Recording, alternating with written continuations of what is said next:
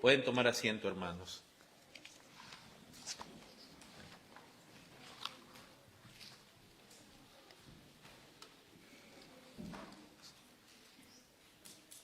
Amén. ¿Por qué, hermanos, es importante hablar de este tema? Que hemos estado hablando del reino, primeramente, y de ahí entramos a la escatología del reino, que quiere decir la doctrina, la perspectiva del reino a través de los tiempos, apuntando al final de la historia de la humanidad aquí en la tierra. ¿Por qué es importante entonces el tema del reino de Dios? No, cuando hablamos de escatología no es solamente para saber qué va a pasar, porque eso le interesa a cualquier persona, sino que es centrado en el reino de Dios, ¿no? Algunos se preguntará, pero ¿y qué tiene de importante el reino de Dios? Bueno, primeramente es un tema bíblico, todo tema bíblico es importante para mí, pero la gente se pregunta, ¿y de qué? Mucha gente, hermanos, en la doctrina de Dios, las Sagradas Escrituras, no le ve aplicación a su vida, no le ve importancia, y por eso están de moda muchos predicadores supuestamente que son prácticos, dicen, porque solo me enseñan cosas prácticas, pero no hablan de Dios, no hablan de Cristo, no hablan de su persona, de sus atributos, de su carácter, de su obra, de su plan. Solo hablan de los pequeños detalles que benefician nuestras vidas. Bueno, justamente los temas acerca de Dios como el reino sacan a relucir o evidenciar si tú te dices que eres cristiano, si tú estás realmente interesado en Dios o en ti, nada más. Porque hay mucha gente en las iglesias que dice, yo soy cristiano, pero realmente no están interesados en Dios. Si a ti no te interesa el tema del reino de Dios, realmente tu interés está en qué es lo que Dios puede hacer para mí. Y has tomado entonces la salvación y la fe de manera equivocada. Porque la Biblia, el tema de las Escrituras es Dios, es Él, es su persona. No eres tú, no soy yo. Pero hay mucha gente que ha entendido mal el Evangelio, que creen que el Evangelio se trata de mí y lo que Dios puede hacer por mí. Y Cristo ha hecho mucho por mí, ha hecho lo que yo no podía. Pero no se trata de mí, se trata de Él. Por eso los verdaderos cristianos viven para Cristo, viven para lo que es de Dios. El mismo Señor Jesús, aún siendo niño, decía, en los negocios de mi Padre me es necesario estar. Él podía estar jugando pelota. Y estaba en los negocios de su Padre. Entonces, ¿dónde está tu interés? Si no te interesa el tema del reino, posiblemente eres de esos que solamente está interesado. Pues mucha gente toma a Dios solo para que le arregle sus problemas, sus situaciones. Y si no te las arregla, si eres de aquellos que recibió la palabra aparentemente y aparentemente comenzó a florecer, a crecer la palabra de Dios, y viene la prueba, y viene algo con un sufrimiento, una persecución, ¿qué haces? ¿Vas a abandonar a Cristo? Entonces, por eso es que el Señor, cuando enseña a orar a sus discípulos, Él comienza, en Mateo 6 les comienza a decir que vuestro Padre sabe que tenéis necesidad de estas cosas. Y le dice, así que cuando ores, ora así. Comienza diciendo, Padre nuestro que estás en los cielos, santificado sea tu nombre, venga tu reino. O sea, el mismo Señor le dice, el Padre ya sabe de qué tienes necesidad. Pero tú cuando clama por su nombre, por la gloria de Él, que venga su reino, que se haga su voluntad, como en los cielos, aquí también en nosotros. Y después dice, el pan nuestro, danos, el pan nuestro diario, danos, el sustento. O sea que Cristo también nos enseñó a pedir, no dice el filete nuestro de cada día, dánoslo hoy. Nosotros queremos filete. El Señor decía el pan, el sustento. Y eso es algo que Dios ha prometido. No he visto a justo desamparado ni su descendencia que mendigue pan. El Señor nos va a proveer pan. Nosotros queremos buffet.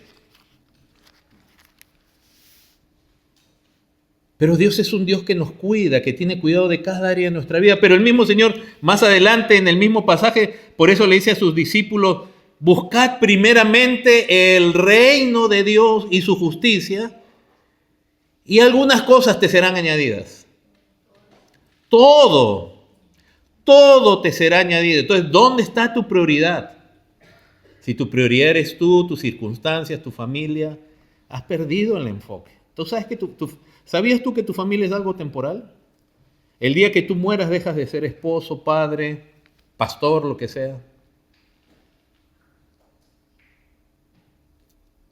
Para ser por siempre lo que ya en Cristo somos, hijos e hijas de Dios. Busca primeramente el reino y su justicia y todo, hermanos. Qué privilegio ser parte del reino de Dios. Qué privilegio ser parte del reino de Dios. Podemos usar de ejemplo, hermanos, aquí que estamos en Estados Unidos, ¿cuántos millones de inmigrantes hay en este país? Dicen que solo hay 12 millones. El que ha contado así le faltan dedos quizás. Debe haber 40, 50 millones de inmigrantes, fácilmente. Y ni qué decir, con este gobierno han metido millones de inmigrantes. ¿Por qué viene un inmigrante a este país? Porque dice, ese es un gran país. Yo en mi país estoy quizás caminando sin zapatos en la tierra y durmiendo y no tengo ni qué comer. Y entonces miren cómo la gente relaciona aún sus situaciones personales a estar en un mejor reino, en una mejor nación. Mucha gente dice, pero ¿qué gano con creer en Cristo? ¿Qué gano con el tema del reino? Pues déjame decirte que Cristo, por su gracia, nos ha hecho parte, no de Estados Unidos, de su reino. Nos ha hecho parte de su reino. Nos dio entrada a su reino. Acá toda la gente que quiere entrar, ahí ha entrado a este país, millones de millones por décadas, para buscar una vida mejor. Porque es cierto, aquí hay, en los detalles personales están relacionados en un mejor gobierno o un país más próspero, decimos. Nosotros hemos conocido casos, acá hasta los niños, en las escuelas, hermanos, en las escuelas de aquí, las escuelas públicas, los niños acá tienen cosas que en las escuelas de nuestro país jamás un niño va a tener, a menos que sea hijo de millonario. Las escuelas de acá son las escuelas de millonarios en nuestros países. Pero Cristo no nos hizo sino parte de su reino, nos dio entrada.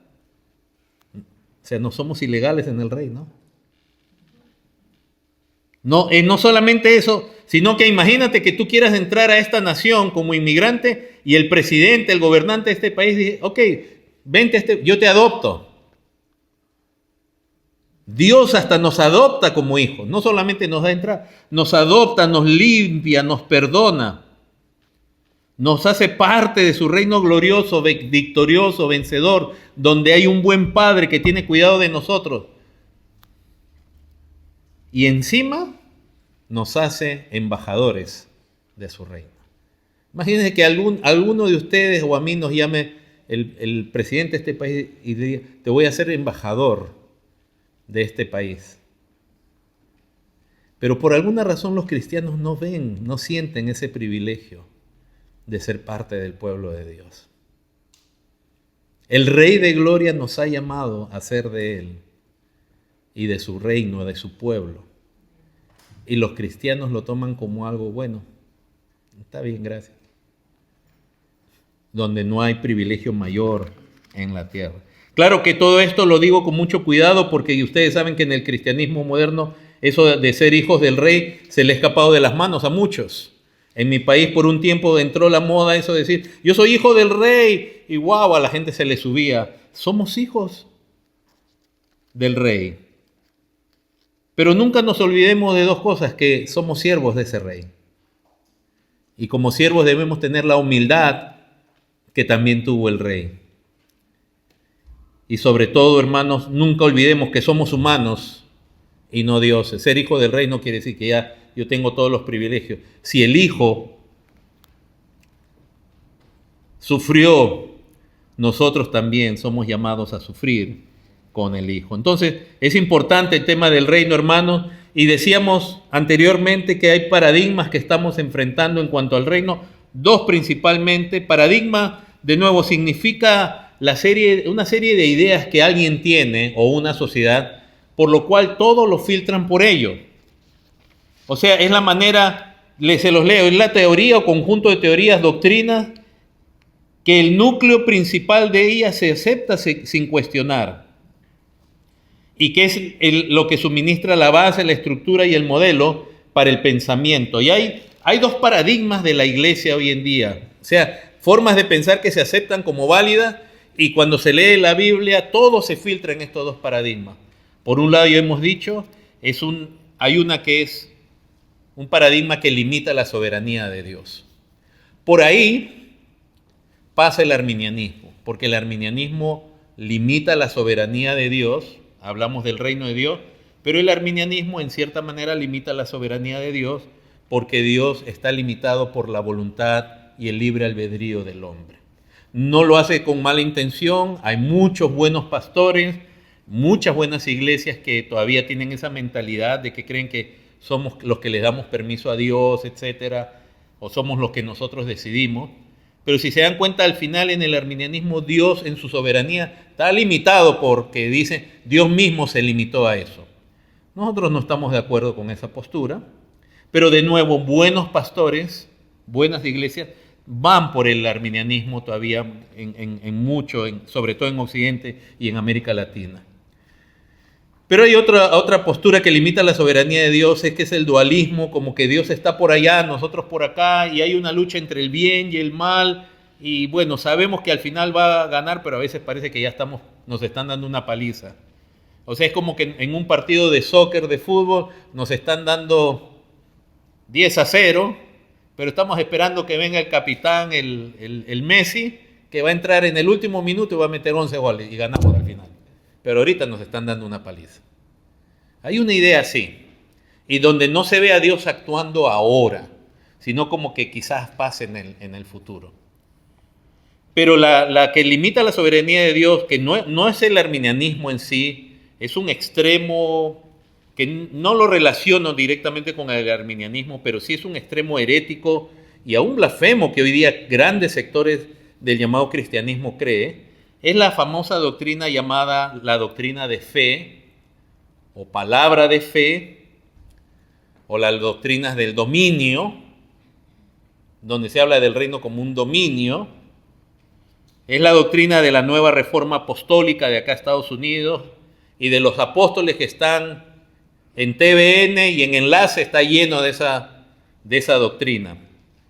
Y eso sí, a muchos de ellos yo sí no le llamo buenos pastores que abrazan un pequeño error. No, muchos de esos son falsos apóstoles, falsos maestros, ministros de Satanás, distorsionando el evangelio y engañando a muchos. Por ejemplo, Chris Vallotton, que es uno de los pastores de Bethel Church, la iglesia Bethel, que a muchos les gusta y sobre todo su música. Miren lo que dice uno de sus pastores: Dios necesita permiso para ver mi corazón, porque ha relegado su conocimiento a mi voluntad, tomando el pasaje donde David le dice a Dios: escudriña mi corazón y ve si en mí hay camino de perversidad. Entonces él dice, ve, Dios necesita permiso de David. ¿Dios necesita permiso para ver nuestro corazón? O sea que Dios es ese. Y al final, ¿quién es Dios? El que da el permiso. Hermano, esta plaga, este cáncer de la doctrina de la superfe está esparcido en el cristianismo hoy en día. Y él dice que Dios dice, yo quiero conocerte, pero necesito tu permiso. ¿Qué Dios es ese? Y usan la Biblia, usan los pasajes y hablan de Cristo y de la gloria y mucha euforia. Ellos creen que ser lleno del Espíritu Santo es tener euforia y conciertos, y se confunde la gloria de Dios, de la persona, con experiencias. Y ese es el gran problema en la iglesia de hoy en día, que muchos sectores de la iglesia creen que tener experiencias de euforia, que no necesariamente todas son malas, pero creen que experimentar la euforia es experimentar el Espíritu Santo o la gloria de Dios. La gloria de Dios es la gloria de la persona, aparte de las experiencias que uno tenga. A ese tipo de doctrina se le llama teísmo abierto hoy en día, que significa que Dios no lo conoce todo, Dios está descubriendo las cosas. Ese no es el Dios de la Biblia. Entonces, cuando hablamos del reino y la soberanía de Dios, grandes sectores de la iglesia dicen, Dios ni siquiera puede conocer mi corazón a menos que le dé permiso. Bill Johnson, pastor principal de Bethel Church. Y por eso es que nosotros no cantamos canciones de Bethel. Porque hay algunas que son buenas, la letra es buena, pero otras están cargadas de... Es como que nosotros los cristianos estemos escuchando canciones creadas por mormones. Puede ser que alguna esté buena, pero al escuchar las otras, se nos va a pegar mucho de eso. Y al final, ¿en qué nos distinguimos? Bill Johnson dice que Dios, por ejemplo, no está en control de todo. Él dice que Hitler y los desastres no vienen de Dios. Hermano, Dios no hizo malo a Hitler como a propósito. Tampoco lo hizo bueno. Todo hombre ya nace en pecado. Dios hizo al hombre bueno, Adán y Eva, pero ellos pecaron y de ahí toda su descendencia, todos nosotros, nacemos con pecado. Pero no es que Dios hizo al hombre pecador. Pero Dios sí sabe cómo castigar naciones. Y cuando Dios te pone un gobernante impío, como fue Hitler y como fueron muchos otros, déjame decirte que Dios está castigando naciones. Cuando vemos ciertos gobernantes de hoy en día en nuestros países, no creas que es un error de la democracia. Muchas veces es Dios castigando a los pueblos. Y no digan que, pobrecitos, los alemanes fueron inocentes, o pobrecitos en Estados Unidos o en Canadá o en naciones rechazan a Dios. Entonces Dios le da lo que ellos quieren. Y después ellos mismos, porque a Hitler, sus mismos conciudadanos le hacían. Y después se fueron castigados duramente en su arrogancia. Hermanos, Dios está en control de todo, aún de los desastres que ocurren. Pero hoy día grandes sectores de la iglesia creen que si ocurre un desastre, Dios no está en eso. Es Satanás. Satanás se le escapó a Dios. Oh, yo sé que Satanás es causa de enfermedades y de muchas cosas. Se ve de eso en varios pasajes de las Escrituras, plaga, etcétera. Pero Dios está en control de todo, Dios es soberano. Paula White, otra estrella famosa de TVN, cadena que se llama Trinidad, Trinity Broadcasting Network. Dice, Paula White dice, Dios necesita un socio para poder obrar en la tierra, porque delegó su autoridad al hombre. Ellos dicen que Dios le delegó su autoridad a Adán en Génesis 1, y entonces cuando Adán peca le pasa, miren la doctrina de ellos, se la pasa al diablo, y ahora es el diablo por eso el rey de este mundo, porque el hombre le dio la autoridad a él, y que Dios no puede actuar porque él mismo la delegó. ¡Qué absurdo! Si tú eres el dueño de una empresa y tú le delegas tu autoridad a un gerente, o sea, tú ya no tienes autoridad. Tú lo puedes todavía sacar ese gerente. Pero así de absurdas son estas doctrinas. Y entonces, ¿qué? Dice que Satanás, y yo los he escuchado a ellos años, hermanos.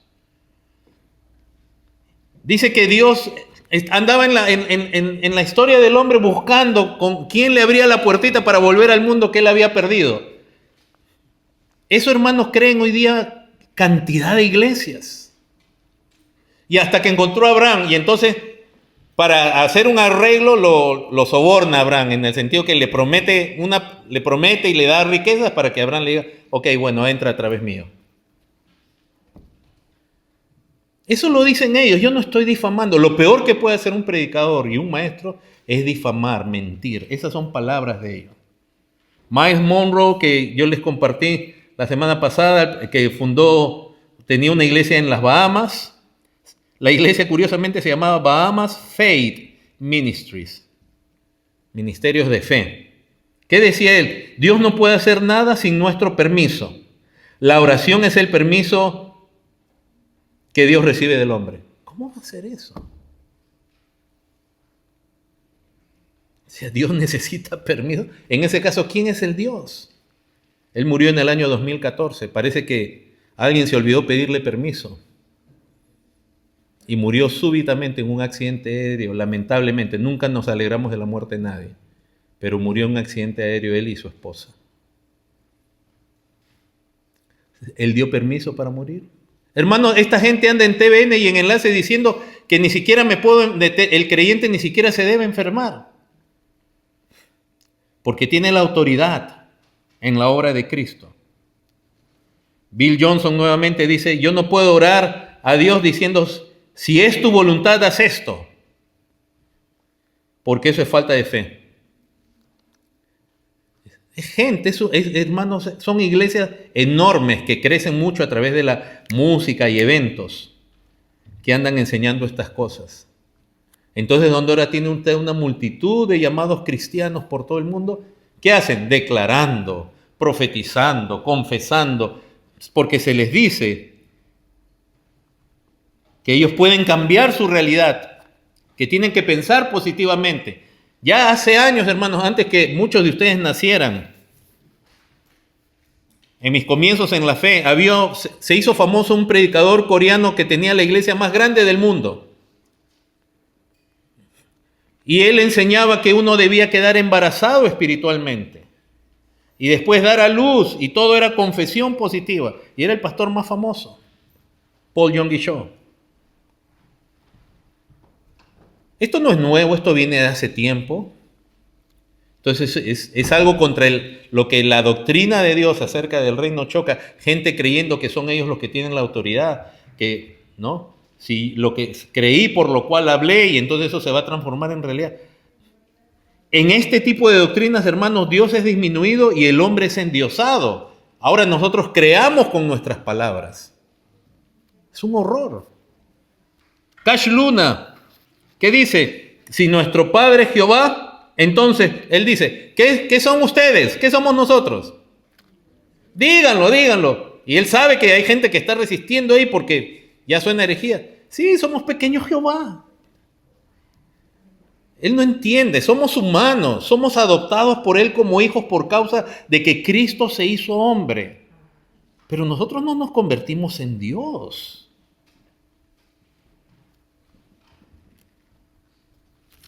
Entonces, hermanos, hablar del reino en esta época se hace bien complicado, porque hay gente que ellos creen que tienen la autoridad.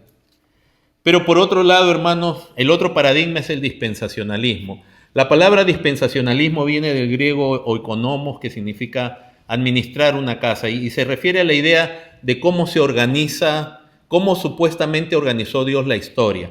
El dispensacionalismo, sobre todo el que se le denomina, no voy a entrar al tema porque no es una clase de escatología, el dispensacionalismo pretribulacionista, premilenialista, nos enseña en Occidente, la mayoría de los cristianos creen que Dios obra distinto en distintos tiempos con los hombres, en dispensaciones.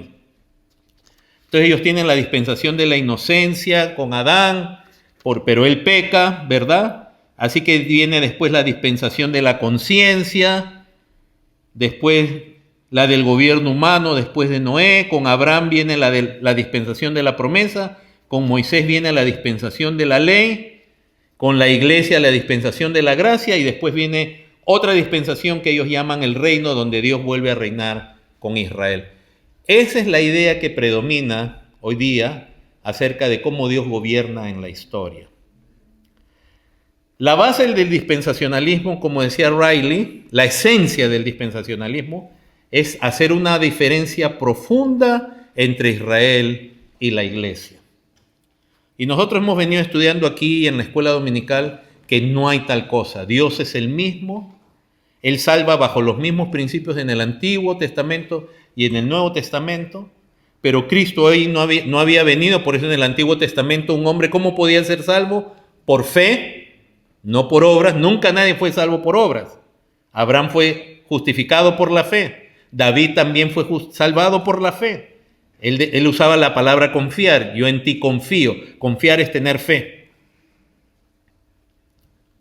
Los hombres tenían que ofrecer un sacrificio expiatorio por sus pecados. Nosotros ya no lo tenemos que hacer porque Cristo ya dio su vida. Pero el dispensacionalismo hace unas diferencias tan marcadas que y la iglesia es una cosa, Israel es otra, el plan de Dios es distinto, y por eso lo de la iglesia es una obra temporal de Dios, Y Dios va a cesar de obrar con la iglesia gentil para volver a poner a Israel como nación. Es el dispensacionalismo que enseña que Cristo todavía, aunque ha sido exaltado, Él no está reinando realmente en la tierra. Que su reino y la gloria de su reino recién se va a ver en el milenio, y por eso tuvimos la lectura acerca del milenio. El dispensacionalismo es el que ustedes han visto en las películas Dejado Atrás, Left Behind, y todas las películas del rapto, donde de pronto ellos dicen la iglesia desaparece, va a ser raptada. Cuando la iglesia es raptada va a venir 7 años de tribulación. ¿Han escuchado eso ustedes? Eso es lo que se enseña, lo que cree la mayoría. Y después, en esos 7 años de tribulación, ahí viene Cristo para establecer un reino de 1000 años con Israel, y después viene el fin. Es lo que básicamente enseñan. Esto no es una difamación ni nada, es lo que enseñan. Todavía no viene la gran tribulación, viene una gran tribulación. De ahí viene, ahí según ellos, en esa gran tribulación aparece el anticristo. De ahí viene Cristo. Perdón, primero viene el rapto de la iglesia. De ahí una gran tribulación y aparece el anticristo. De ahí viene Cristo, mata al anticristo y establece un reino de 1000 años. Y después de los 1000 años, Satanás se rebela y Dios manda fuego y lo destruye. Básicamente. Ese dispensacionalismo es un filtro, y yo lo reconozco en mi vida, hermanos, porque el pasaje de 1 Tesalonicenses 4, yo lo había leído muchísimas veces. Y acompáñenme un ratito a 1 Tesalonicenses 4.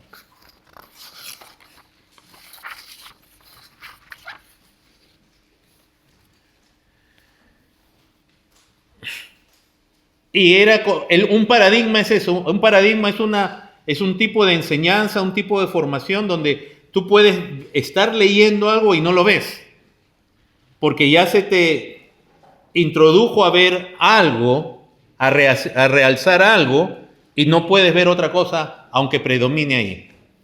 1 Tesalonicenses 4 dice en el verso 13, tampoco queremos, hermanos, que ignoréis acerca de los que duermen. Los que duermen no se refiere a los cristianos que duermen cuando el pastor predica, sino a los que estaban muertos, pero se usa ese eufemismo. Pablo no siempre usa la palabra, y no es una palabra nueva, es una palabra que Daniel la usa, y posiblemente por ahí va Pablo, porque Daniel creo que es el capítulo 12, él habla de los que duermen serán despertados, serán levantados. Entonces no es una casualidad, pero llamémosle así, es un eufemismo porque el cristiano cuando muere, su condición no es igual que la de un no creyente cuando muere. Los dos están muertos físicamente, ¿verdad? Su cuerpo está aquí, pero al cristiano dice que es como si durmiera y va a ser levantado. Entonces, él está hablando de los cristianos, a esta iglesia en Tesalónica. Esta expresión, este pasaje estaba pasando, hermanos, por gran tribulación. Miren lo que dice el capítulo 1, verso 6. Y vosotros vinisteis a ser imitadores de nosotros y del Señor, recibiendo la palabra en medio de ¿qué? De gran tribulación, pero con gozo del Espíritu Santo. Fíjense, hermano, esa idea de que el cristianismo es para pasarla bonito no es la idea de la Escritura. Si tú dices que has recibido a Cristo para tener una vida tranquila, no has entendido realmente el Evangelio.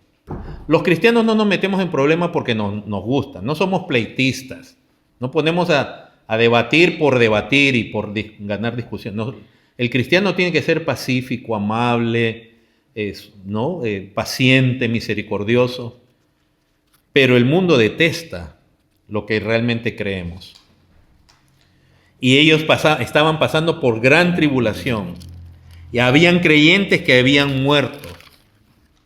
Entonces, como pastor, como apóstol y con un corazón pastoral, el Espíritu Santo a través de Pablo les está dando consuelo. ¿Qué ha pasado? ¿Qué pasa con los que han muerto? Entonces le dice, no quiero que ignoren acerca de los que duermen para que no se entristezcan como los otros que no tienen esperanza. Cuando muere un no creyente, sí, eso sí es para llorar, porque no hay nada más que se pueda hacer. No hay misa, no hay nada. No existe nada. Pero en el verso 14 dice, pero si creemos que Jesús murió y resucitó. Fíjense cómo nuestra salvación está basada, depende de la persona de Cristo y lo que ha hecho. Si Jesús murió y resucitó, entonces así también traerá Dios con Jesús a los que durmieron con él. ¿Quiénes durmieron con él? ¿Cómo se le llama? Capítulo 3, verso 13.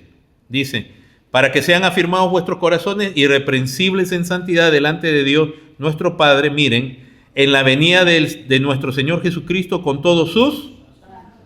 ¿Quiénes son los que duermen en Cristo? ¿Cómo se les llama? Santos.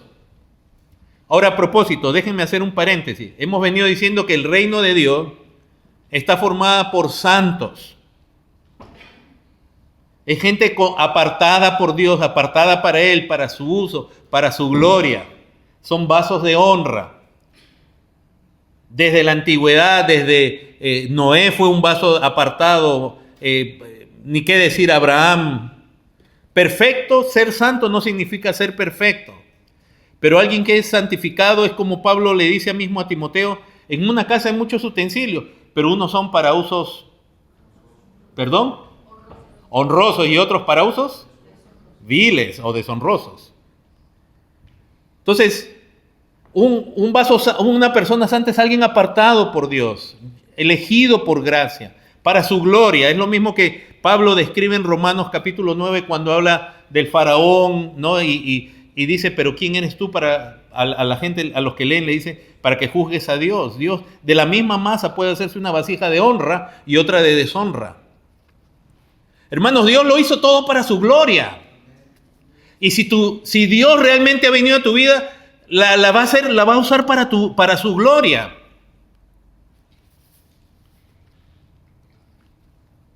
Porque si Él nos salva para su gloria, para que haya gente en este mundo caído diciendo, hay un Salvador, hay una esperanza, hay un Dios glorioso, hay un Creador, hay un Redentor, Jesucristo.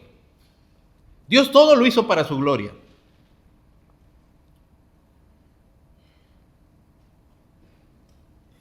Y esos son santos. Y cuando Dios escoge, cuando Dios escoge a Abraham y le hace el pacto, ¿no? Y dice, en ti y en tu simiente serán benditas todas las familias de la tierra. Y le promete que va a ser una nación de él. Y a esa nación la libera por gracia, no por obra, por gracia, porque se acuerda de la promesa de Abraham, los libera y los lleva al monte Sinaí. Y hemos visto el pasaje, le dice, si dierais oído a mi voz y guardarais mi pacto, seréis mi especial tesoro sobre toda la tierra y me seréis un reino de sacerdotes y gente santa. La naturaleza del reino es santo, la gente que es parte del reino es santa. No es perfecta todavía, pero está en esa lucha. Ya han sido lavados, santificados en Cristo, pero están siendo santificados progresivamente en su vida. Y en el Nuevo Testamento, Juan, en Apocalipsis 1, ya lo hemos visto que él dice, él da gracias, está alabando a Dios en la doxología, porque dice, y nos hizo reyes y sacerdotes para Dios su Padre. El pueblo de Dios siempre ha estado conformado por santos, y por eso es que Israel, cuando teniendo ese pacto de parte de Dios, pecaba contra Dios, lo cual es opuesto a la santidad, y no cualquier pecado, y no después, y no al momento, porque Dios es sumamente paciente. Dios lo juzgó. Ese no es mi reino. Y por eso hemos visto que el mismo Señor Jesús le dice a los líderes de Israel, el reino será quitado de vosotros y dado a gente que produzca el reino. El corazón de esos fariseos era más bien, matemos al hijo y apoderémonos de la viña. El Señor le dijo, no, el reino. Pero Él vino a ellos anunciándoles el reino y llamándolos al arrepentimiento. La última, como nación, digamos, la última oportunidad que tenían. Cristo mismo, el Hijo de Dios, arrepentíos porque el reino se ha acercado. Y hablándoles del carácter de la gente del reino y parábolas del reino a sus discípulos. pero como nación, no todos, porque obviamente los discípulos eran israelitas, eran judíos, pero como nación lo rechazaron. ¿Y cuándo ocurrió eso? Como Dios se lo había mostrado a Daniel, le había dicho, 70 semanas están determinadas sobre tu pueblo. No vamos a volver, por eso lo estudiamos la semana pasada. 490 años desde la orden para reconstruir Jerusalén, Artajerjes I. Puedes disputar si fue el año 444, 457, etc. Pero si tú cuentas, es tremendo. Por eso el libro de Daniel es tan odiado y rechazado, hermanos. Porque la exactitud de la profecía que Dios le dio a Daniel es tal que si tú vas aumentando los años, se cumple todo lo que dice, que iba a venir aquel que iba a solucionar el problema de la iniquidad, expiar el pecado. Ese fue Cristo. Esos 490 años, dependiendo de la fecha que alguien quiera disputar, se puede haber cumplido del año 27 al año 30. ¿Quién estaba aquí? ¿Quién acabó con el pecado? ¿Quién expió el pecado? Cristo. Una profecía tan clara, tan sencilla. Pero el dispensacionalismo dice, no, solo se han cumplido 69 semanas. Y falta una semana que se va a cumplir después de la gran tribulación. Y ahí, la descripción que hacen es de el anticristo, cuando lo que dice Daniel aplica más bien a Cristo. Porque él dice, él va a hacer un pacto, se dice en el dispensacionalismo que el anticristo va a hacer un pacto con Israel y a la mitad de la semana va a romper el pacto y va a buscar ser adorado.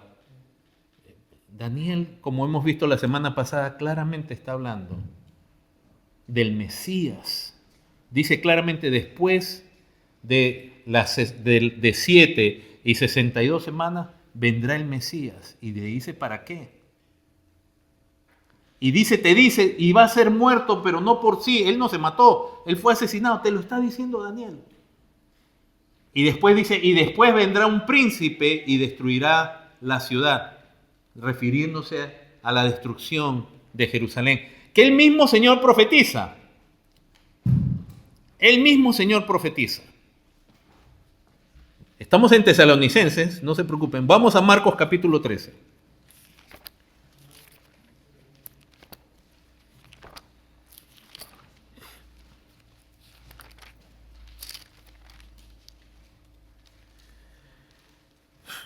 Marcos 13. ¿Cuántos capítulos tiene Marcos, hermanos? Solo tiene 16 capítulos, cortito. Marcos es bien resumido. Si usted quiere conocer más acerca de lo que Marcos dice, está en los otros evangelios sinópticos, en Mateo y en Lucas. Miren lo que dice Marcos 13. Saliendo Jesús del templo, le dijo uno de sus discípulos, Maestro, mira qué piedras y qué edificios. ¿A qué se refiere? A las piedras y edificios del templo, porque el templo que hizo Herodes era un templo glorioso, era un templo tremendo. O sea, él agarró el templo de Zorobabel y le hizo un update y lo dejó, pero era una maravilla de templo. Los judíos bien orgullosos, a pesar que eso los hizo un rey que no era judío, porque Herodes el grande era idumeo, pero ellos estaban orgullosos. Y entonces un discípulo dice, mira Señor, ¿no? Como llevarte a algún sitio y mira esto. ¿Y qué dice el Señor? Jesús respondiendo le dije, ¿ves estos grandes edificios? No quedará piedra sobre piedra que no sea ¿qué? Inconcebible, hermanos. Para comenzar, recuerden, Daniel dijo, y ya Daniel decía, y un príncipe vendrá y destruirá. Y ahora el Señor les está diciendo, ¿ven esto? Hermanos, es como haber visto a algunos de ustedes los Twin Towers, las Torres Gemelas de Nueva York, y decir algún día van a ser destruidas. ¿Cómo va a ser posible eso? Entonces, porque en la escatología judía, en la mentalidad judía, si el templo es destruido era el fin del mundo, el fin de la historia, y ahí no había más. Y el Señor le está diciendo, ¿ves esto? No va a quedar ni una piedra que no sea derribada. Como pasó, hermanos. Porque ustedes recuerden en el relato de la invasión, de la destrucción de Jerusalén, Tito quiso salvar el templo porque era una obra de arte. Pero sus tropas se volvieron locas y todo fue quemado y destruido, y se cumple esta palabra. Entonces en el verso 3 dice, se sentó en el monte de los olivos frente al templo, y Pedro, Jacobo y Juan y Andrés le preguntaron aparte, dinos, ¿cuándo serán estas cosas y qué señal habrá cuando todas estas cosas hayan de cumplirse? ¿A qué cosas se refieren? A la destrucción del templo. Entonces Jesús respondiéndoles comenzó a decir, mirad que nadie os engañe, porque vendrán muchos en mi nombre diciendo, yo soy el Cristo, y engañarán a muchos. Mas cuando oigáis de guerras y rumores de guerra, no os turbéis, porque es necesario que suceda así, pero aún no es el fin. Porque se levantarán nación contra nación y reino contra reino, y habrá terremotos en muchos lugares, y habrá hambres y alborotos, principios de dolores. Hermanos, de nuevo, como esto no es una clase de escatología, no vamos a entrar en todos los detalles, no tenemos el tiempo. Pero estas señales que el Señor está hablando, ¿de qué señales son? De que cuando hay estas señales, ¿qué está por pasar? La destrucción del templo. El dispensacionalismo nos enseña que esas señales son señales futuras de una gran tribulación. Cuando el Señor, porque si usted lee en Mateo 24, es lo mismo, está diciendo que estas son señales de que el templo va a ser destruido. Ahora, eso no quiere decir que en el futuro no va a haber calamidades, terremotos. Toda la historia de la humanidad hay terremotos, calamidades, hambrunas, guerras. Y a veces nosotros los cristianos leemos y decimos, no, eso es solo para el futuro. O sea, como si en esos días no hubiera pasado en Israel. Verso 10 dice, y es necesario que el evangelio sea predicado antes a todas las naciones. Y hermanos, eso se cumple en el libro de los Hechos, porque los apóstoles y los discípulos, antes de la destrucción de Jerusalén, llevaron el evangelio a todas las naciones que existían en la tierra, que ellos conocían. Ellos no conocían América. ¿Creen que ustedes que el Señor les está diciendo, ir por todo el mundo y predicar el evangelio, y el Señor está diciendo, ahora ustedes descubran dónde está México? ¿Dónde está Colombia, Perú, Argentina? Cuando el Señor les habla, es al entendimiento de ellos. Vayan a todas las naciones que ellos conocían, y ellos llenaron. Pablo decía, todo lo he llenado del evangelio.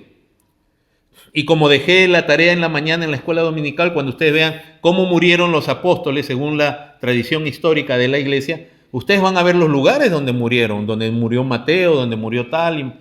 Y esta gente llegó a todo. Increíble, en esas pocas décadas, era tal la convicción de los creyentes de ser parte del reino de Dios y de estas cosas que Pablo llegó hasta el César mismo. Entonces dice,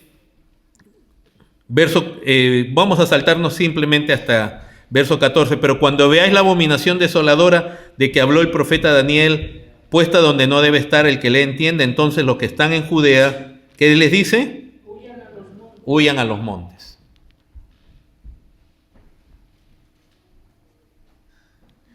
Porque, y este es un consejo de Cristo como pastor de su pueblo, que solo los que creían en él podían seguir. Porque lo normal era cuando un ejército asediara una ciudad, la gente se escondiera dentro de la ciudad amurallada, que era Jerusalén. Jerusalén tenía 3 murallas. Lo normal era que se encerraran, y acá el Señor dice, no, al contrario, huya a los montes. El que esté en la azotea no descienda a la casa ni entra, o sea, huyan. Verso 19, porque aquellos días serán de tribulación, cual nunca ha habido desde el principio de la creación de Dios, que Dios creó, hasta este tiempo ni la habrá. Hermanos, tenemos que algún día tomarnos el tiempo para hablar del lenguaje escatológico, etcétera, los falsos cristos. Y en el verso 23 dice, mirad vosotros, os lo he dicho antes. Fácil, lo voy a poner más fácil. El Señor hablándole a sus discípulos, digamos el año 30, por poner una fecha, y le está diciendo, cuando ustedes vean esto.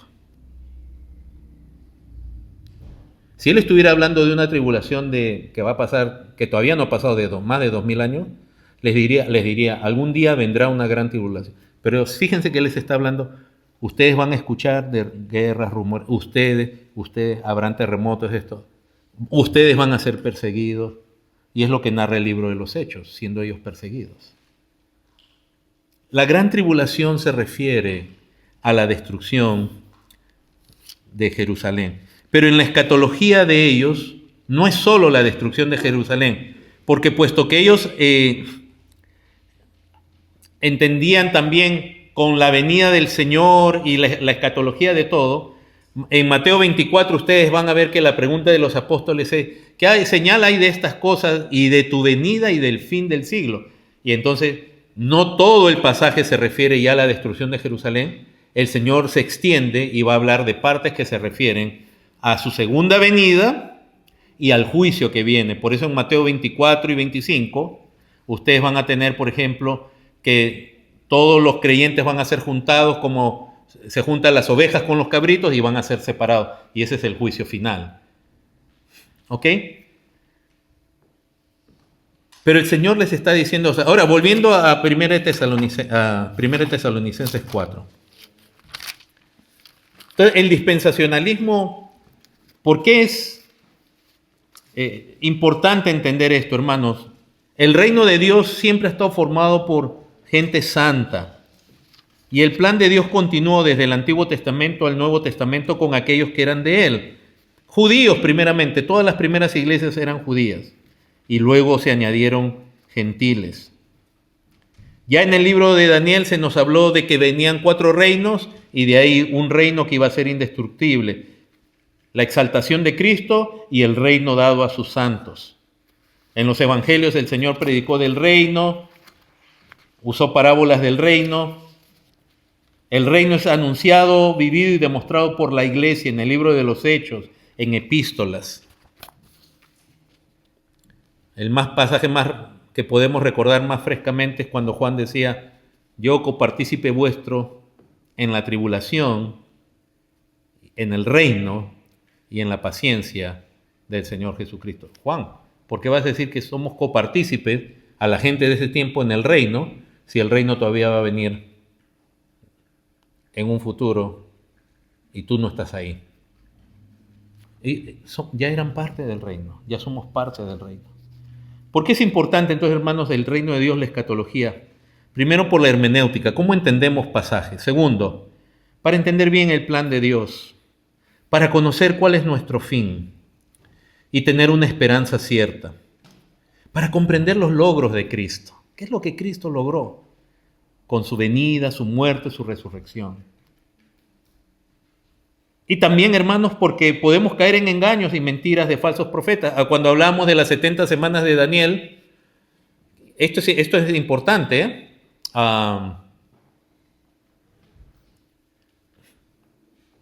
Hay una secta que es conocida, que son los adventistas. ¿Creerán ustedes que los adventistas interpretan bien las 70 semanas? Pero cometen un error fatal, cometieron en la historia, que primero lo cometieron los milleristas, los seguidores de David Miller. Y es que ellos entendieron bien las 70 semanas y entonces cuando no, la gente hace cálculos y le aumentaron los 2300 días del capítulo 8 de Daniel. Que cuando usted lee el capítulo 8 de Daniel es la lucha entre 2 pueblos, o sea, 2 de los descendientes de que heredan el poder en esa región de Alejandro el Grande. Cuando Alejandro el Grande muere, sus 4 generales se dividen el imperio, que era vasto, era enorme, ¿no? Y los Ptolomeos Ptolomeo toma la región de Egipto y Seleuco toma la región de Siria. Y eso no queda así. En los siguientes 2 siglos, 3 siglos, hay luchas entre ellos, hasta que llegan los romanos y se acabó. Si ustedes se acuerdan, aún en la victoria de cómo Julio César llega al poder, Roma ya estaba creciendo con el imperio, pero hubo una situación donde Cleopatra se unió con Marco Antonio para luchar, y era romano. Y Cleopatra era descendiente de los Ptolomeos. Y entonces cuando ya Julio César vence, ya él acaba con toda esa dinastía tolemaica y todo, y los romanos son los dueños del mundo. O sea, la victoria de los romanos sobre lo que quedaba de los griegos define que Roma ya sea el imperio mundial. Bueno, pero mientras tanto entre ellos los Seleucidas y los Ptolomeos habían guerras y ahí se describe. Y de pronto se describe ahí la abominación desoladora que se refiere a la invasión de Jerusalén por Antíoco llamado Epífanes, porque es un hombre desquiciado que no irracional, me refiero, es un hombre que se creía una deidad. Epifanía significa manifestación de Dios. Y entonces Daniel describe esa lucha entre el norte, el rey del norte y el rey del sur, uno para aquí y otro para allá. Y los 2300 días se refiere al tiempo en que Antíoco Epífanes tuvo poder sobre Jerusalén, que él quitó el continuo sacrificio, sacrificó una cerda sobre el altar, puso una imagen de Zeus, una estatua de Zeus en el templo, una abominación. Que no es esta a la que se refiere el Señor Jesús, porque lo aclara en Mateo cuando dice, cuando veas a Jerusalén rodeada de ejércitos, o sea, gentiles tocando Israel, tocando el templo, eso es una abominación. Entonces sabed que su tiempo está cerca. Los mileristas dicen, suman los 2300 días, dicen son 2300 años, año 1844 viene el Señor por segunda vez. Hermano, es importante la escatología. Todos los que creyeron en las profecías de Él dejaron de trabajar, vendieron sus propiedades. ¿Por qué? Porque venía el Señor. Y llegó el día, no recuerdo, creo que era 20 de octubre, me parece, 1844. Porque hasta el día. ¿Y qué pasó? No vino. Fíjense que en la segunda carta de Tesalonicenses, cuando Pablo les va a hablar de nuevo de escatología a los tesalonicenses, antes está hablando de algunos que están ociosos, sin trabajar. Y parece que la escatología tenía que ver con que algunos decían, no, ya el Señor viene. Y entonces Pablo les tiene que decir en el capítulo 2, no, escucha, sí va a venir el Señor, pero no vendrá sin que antes. O sea, en otras palabras, ponte a trabajar y a vivir tu vida hasta que venga el Señor. Ese no vino esa gente. Ustedes recuerdan, hermanos, que aquí hace unos años, ¿cómo se llamaba este predicador? Que era famoso en la radio, había sido un buen maestro bíblico por años y de pronto dio la fecha de la venida del Señor. Harold, no me acuerdo. Lo hubiera buscado, no recuerdo exactamente. Y dijo que me parece que era abril. Y pasó ese abril, no creo que era el 2013, no recuerdo, y no se cumplió. Entonces dijo, me equivoqué, es en octubre. Y dije, en octubre es mi cumpleaños, esperen por favor, que celebre mi cumpleaños por lo menos. Y era en octubre. Y llega octubre y no pasó. Entonces, ¿con qué solución salió el adventismo? Le decía, no, lo que pasa es que Cristo sí ha entrado, pero ha entrado en el templo espiritual. Hermanos, es importante la escatología porque hay muchas distorsiones. Lo lindo es que hay preciosos hermanos que son dispensacionalistas genuinos. Yo pongo aparte las creencias de sectas y otras cosas. Y al final creemos en lo mismo, que el Señor viene, que va a haber un juicio, que vamos a estar con Dios para siempre.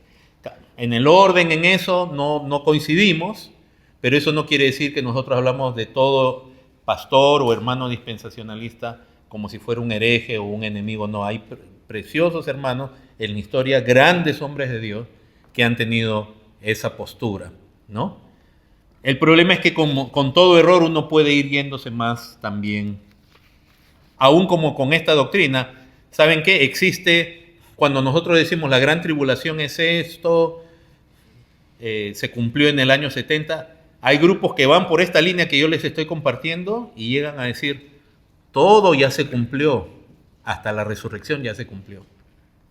¿Se dan cuenta? O sea, aún en esta línea que les estoy compartiendo, hay gente que se ha ido al otro extremo y ha dicho, no, ya no hay profecías por cumplirse, todo se cumplió.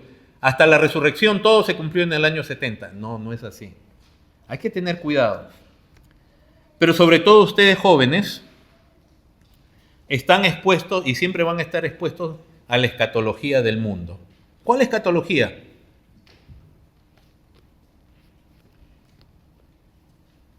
Hay una congresista que se apellida de trasfondo hispano, de Nueva York, que ella, conjunto con una gran multitud de personas y en los medios de comunicación y líderes y gobernantes, ateos, anticristianos, nos vienen diciendo que el mundo, ¿cuándo se acaba?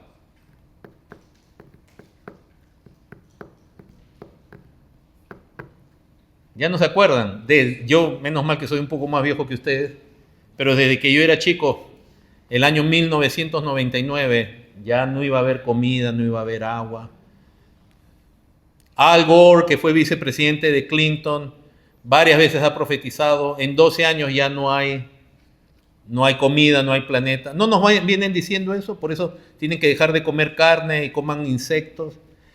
Aún el mundo tiene su escatología, que la andan esparciendo por todos lados. Me refería a la congresista Ocasio-Cortez, que anda diciendo, viene el fin, y hay que lanzar sopa a las pinturas famosas, porque hay que dejar de usar gasolina. Eso es escatología mundana, no bíblica. 1 Tesalonicenses 4, ya nos está ganando el tiempo.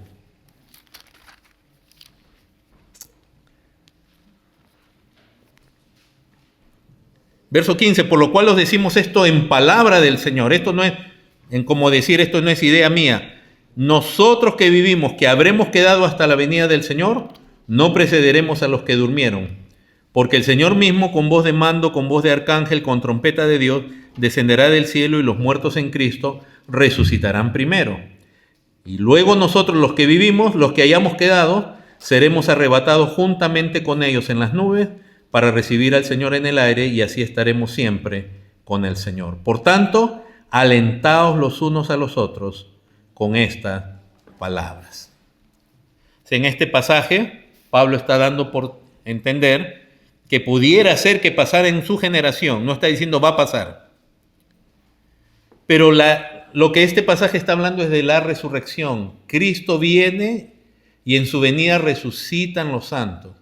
Y lo que se conoce como el rapto no es más que la segunda etapa de la resurrección, en un momento. No es algo aparte. Normalmente cuando se enseña acerca del rapto te hablan de este pasaje y te dicen, el rapto. No es el rapto, es la resurrección. El rapto es parte de la resurrección. Ahora, hermanos, y estoy corriendo, si hay resurrección y todos los santos son resucitados y los que quedarán vivos son llevados, ¿cuántos santos quedan en el mundo?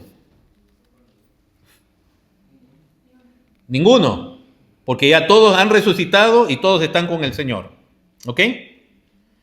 Si esa es la resurrección, después de la resurrección no puede haber ningún otro evento referente a los creyentes en el mundo.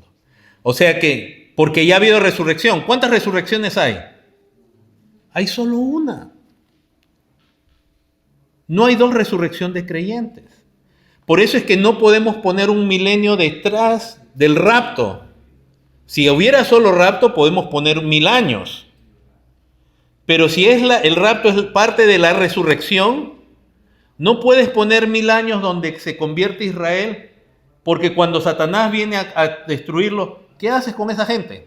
Si ya hubo resurrección. ¿Qué haces? Entonces, ¿hay dos resurrecciones? Hay solo una. Por lo tanto, no puede haber un milenio después de este pasaje. Si hay milenio y creemos en el milenio, porque Apocalipsis, como se hizo la lectura, habla de un milenio, ese milenio tiene que ser antes de esto. ¿Se entiende? Porque si hay resurrección ya no puede haber nada detrás en cuanto a los creyentes, a menos que uno crea que va a haber otra resurrección. Porque ¿cómo el Señor se va a llevar supuestamente a los judíos que se convierten en el milenio? ¿Cómo se los va a llevar? Si ya hubo la resurrección y el rapto. ¿Los va a tener que matar junto con los impíos? Y aún si los matare, o sea, ¿ya no van a resucitar? No puede haber milenio después de este pasaje. Entonces el milenio tiene que ser antes. Entonces, ¿a qué se refiere el milenio? Ahora, este pasaje, por si acaso, 1 Corintios 15 lo pueden va de la mano con 1 Corintios 15.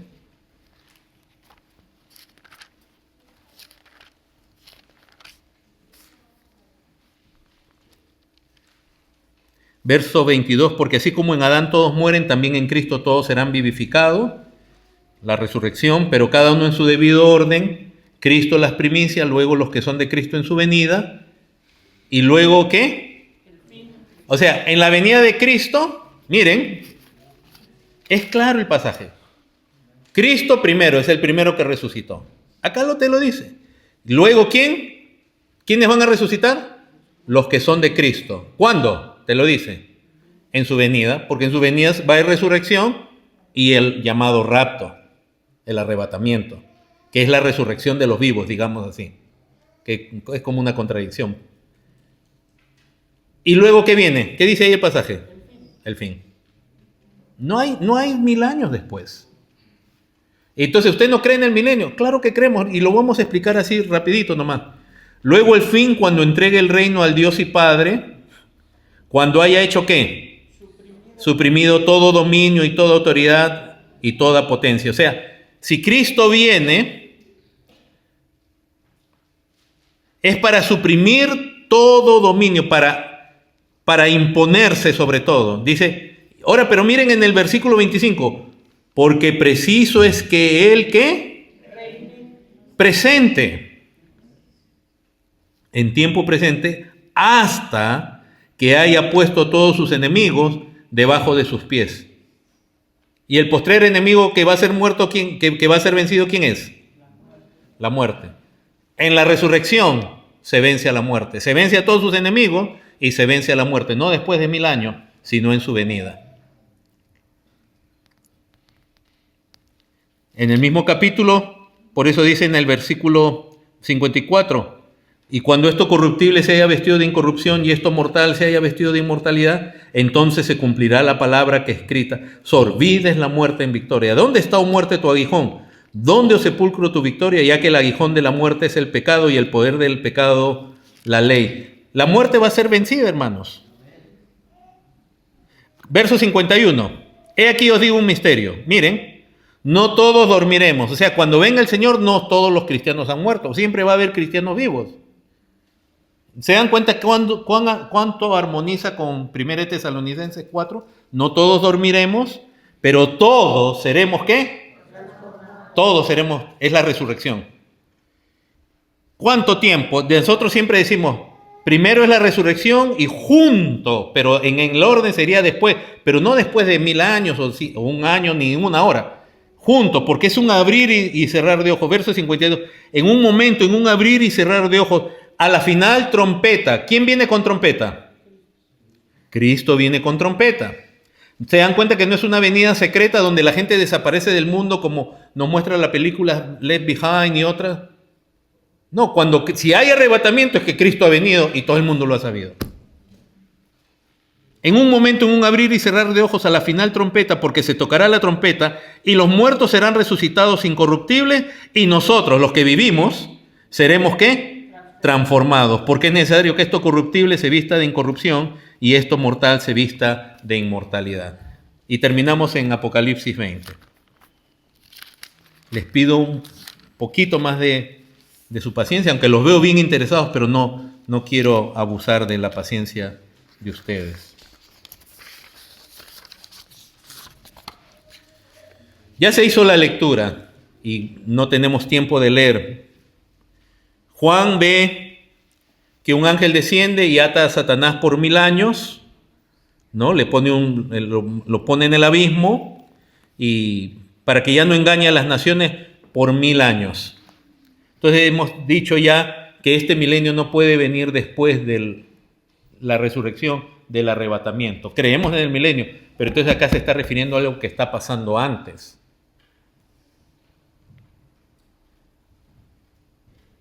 Y acabamos de leer en Corintios, dice la palabra que es preciso que Cristo reine hasta que haya puesto sus enemigos por estrado de sus pies.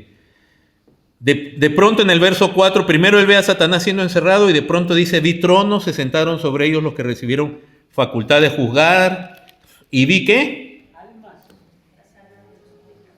No se pierda, no se desconecte. Ya estamos terminando, no se preocupe. ¿Y vi las qué? Si ve almas de los decapitados por causa del testimonio de Jesús y por la palabra de Dios, si él ve almas, ¿qué quiere decir? Que no ha habido resurrección. Porque él está viendo solo el alma. ¿Qué es la muerte? La separación del alma del cuerpo. ¿Qué está viendo Juan? Vio tronos y ve almas. O sea, no ha habido todavía la venida del Señor. Es gente que ha muerto por causa de Cristo, de la palabra de Dios, del testimonio de Cristo, y están en la presencia de Dios. No ha habido entonces 1 Tesalonicenses 4 aún. ¿Y qué más dice ahí entonces? El verso dice que de los decapitados por causa del testimonio de Jesús, por la palabra de Dios, los que no habían adorado a la bestia ni a su imagen y que no recibieron la marca en sus frentes ni en sus manos, y vivieron y... ¿Cuánto?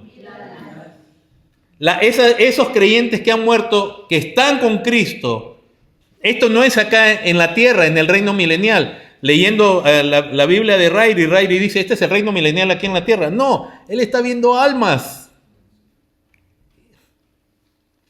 Y están reinando con Cristo. Hermanos, el que ha muerto en Cristo, en este caso, hablando del contexto de la escatología, sin haber sido sellado por la bestia, que si tuviéramos tiempo hablaríamos de eso, el que no negó a Cristo y prefirió la muerte, ese venció. Parece que fue derrotado, es como la muerte de Cristo. Cuando el Sanedrín, Satanás mismo, todo lo que hicieron para matar al Hijo de Dios, y ellos no sabían que en esa muerte estaba la victoria. Porque murieron y no pudieron doblegar la fe de ellos. Ellos son vencedores. Y vivieron y reinaron con Cristo 1000 años. Pero esos son los que han muerto. Pero todavía quedan en el mundo gente vivo. Por eso cuando Satanás es soltado, verso 8, sale a engañar a las naciones para reunirlos para la batalla. Y dice en verso 9, subieron sobre la anchura de la tierra y rodearon el campamento de los santos. O sea, en el mundo hay santos, mientras en el cielo hay almas de creyentes, de santos, reinando con Cristo, y de Dios descendió fuego del cielo y los consumió. Ahora Satanás va a rodear a los santos. O sea, hablando de la persecución, yo posiblemente no estaría opuesto a que esto sea una alusión a la salvación final de judíos, porque Dios ha prometido que Él va a salvar judíos. Y así como los gentiles hemos sido injertados siendo no ramas naturales, pero dice la misma palabra, ¿no?, que todo Israel será salvo. No que va a ser puesto como la nación potencia del mundo por 1000 años, sino que Dios ha preservado esa nación, a la gente, a los descendientes de Abraham, Isaac, de Jacob, de los cuales han salido grandes hombres de Dios, de los cuales han tenido grandes periodos de avivamiento y Dios se ha glorificado a través de ellos en la tierra, pero que también como nación, también muchas veces pecaron y rechazaron al mismo Mesías. Pero Dios, que es fiel a sus promesas, ha prometido salvar. En el Nuevo Testamento no hay ni una profecía que hable de que Israel va a volver a ser un reino en la tierra por 1000 años. Esta es una interpretación. Ahora, hermanos, pero Dios es fiel. Y si Dios a nosotros nos ha injertado, ¿cuánto más nos puede hacer con las ramas naturales? De volverles a dar vida. Pero el tronco y la raíz es Cristo. Entonces, hermanos, principio para interpretar profecía. El Nuevo Testamento es que interpreta el Antiguo Testamento. Y uno no comienza con los pasajes más oscuros, más difíciles. La hermenéutica correcta, uno comienza con los pasajes más claros. Y esos interpretan los más oscuros. Y aquí vemos, hermano, entonces el milenio tiene que ser antes del rapto, porque aquí hay almas. No ha habido resurrección. Si no, ya tendrían cuerpo, no serían solo almas. Y en esa lucha se nos muestra un fuego. Entonces, si hay santos en el mundo, por eso es que el Señor viene. Es la maldad tanto contra el pueblo de Dios, y si son judíos convertidos. Eso quiero dejarlo en claro, hermanos, porque Israel, aunque fue dispersa por todo el mundo por 1900 años, en 1948, vuelve a ser una nación algo impensable. Y no, yo no estoy poniendo a Israel en una corona. Pero ¿cómo es que Dios pudo hacer eso aun cuando fueron perseguidos por ejemplo, por los nazis, tratando de desaparecer a todos? Un genocidio por el solo hecho de ser judíos. Y cómo Dios los preserva, fíjense, como nación. Eso no significa que como nación ellos son. Ahorita tú no puedes ser cristiano en Israel, ya los he dicho. El cristianismo es perseguido en Israel. Hay videos de gente, judíos mesiánicos predicando en la calle y hay gente convirtiéndose, pero también hay gente insultándoles, escupiéndoles, maldiciéndolos. El gobierno no acepta la repatriación de ningún judío si él confiesa que es mesiánico. Entonces, hermanos, no estamos exaltando a la nación, pero de que Dios soberanamente está preservándolos, claro que sí. Han habido guerras, muchos grupos musulmanes, presidentes, reyes, quieren desaparecerlos. La gente hoy día sale con banderas diciendo Hamás. Hamás es un grupo terrorista que quiere la desaparición de los judíos. ¿Por qué? Solo por el hecho de ser judíos. Y entonces la gente ahora dice, pero Israel es genocida. Nosotros no estamos, si Israel comete un abuso, etcétera, no estamos defendiendo esa parte de Israel. Pero no fueron ellos los que se metieron a Palestina el 7 de octubre a violar mujeres, a decapitar gente, a matar niños, a secuestrar. Hasta ahora tienen secuestrados. ¿Y cómo puede haber gente aquí apoyando a Hamás? Entonces la gente dice, pero los judíos han entrado y están destruyendo. Ellos están tratando de recuperar, de destruir las bases y va a haber daño. No estamos justificando lo que esté pasando, pero un genocidio realmente es cuando tú entras con la intención de desaparecer, digamos, ya no queremos hispanos. Eso es genocidio. Y si de ahí va a salvar Dios a Israel, por eso vemos hermanos, hay naciones, Irán, los gobernantes iraníes dicen Israel tiene que desaparecer. Y entonces es muy ingenua la gente cuando dice aquí, Hamás quiere la paz con Israel, quiere 2 estados. Es mentira. Si ellos odian a los judíos, quieren desaparecerlo. Y en el islamismo está permitido mentir al no musulmán. Tú le puedes mentir y no es pecado. Tú le puedes engañar con tal que aventaje eso a la causa musulmana. Eso la gente no sabe. Y si Israel está cometiendo abusos, excesos, no estamos defendiendo eso. La palabra cuando habla de los santos y de la ciudad amada, yo creo que puede ser esa una referencia con Romanos 11 de la salvación de judíos que Dios ha prometido. Y entonces el Señor va a llevar a su pueblo antes de que Él destruya con fuego el mundo, lo cual se narra en 1 Tesalonicenses capítulo 5. Hermanos, ¿y por qué entonces dice 1000 años? ¿Se equivocó? 1000 años es una expresión hebrea, o sea, mejor dicho, judía, de que implicaba como una hipérbole que significa mucho, mucho tiempo. O sea, cuando se refiere a que reinaron con Cristo 1000 años, es muchísimo tiempo. En la Escritura se usa mucho esa expresión, caerán a tu diestra 1000, que van a caer 1000 personas exactamente. No, sino es como decir, vas a vencer a muchos. 1000 no necesariamente es un número exacto en la literatura judía. De nuevo, en Deuteronomio 7:9 se afirma que Dios es fiel y guarda el pacto por 1000 generaciones. O sea que generación 999, generación 1001, te quemaste. No, 1000 generaciones. Salmo 91:7 dice, afirma, 1000 caerán a tu lado. Deuteronomio 1:11, etcétera, Josué 23, en tantos pasajes. 1000 es una expresión como decir mucho, por lo tanto, nosotros no tomamos el milenio en su aspecto literal de 1000 años, sino un periodo extenso. ¿Cuánto va ya? 2000 años. Desde que Cristo vino como rey y fue exaltado y se le dio toda autoridad, van 2000 años. No 1000. Pero el Señor un día vendrá por su pueblo. Y de nuevo, grandes hermanos, amados, respetados, creen en la otra postura. Nosotros decimos, no, en el milenio hay almas, por lo tanto no ha habido resurrección. Y tú no puedes separar la venida del Señor y el rapto de la resurrección. Y si hay resurrección, ya no hay nada después. Les invito a poner en pie, hermanos.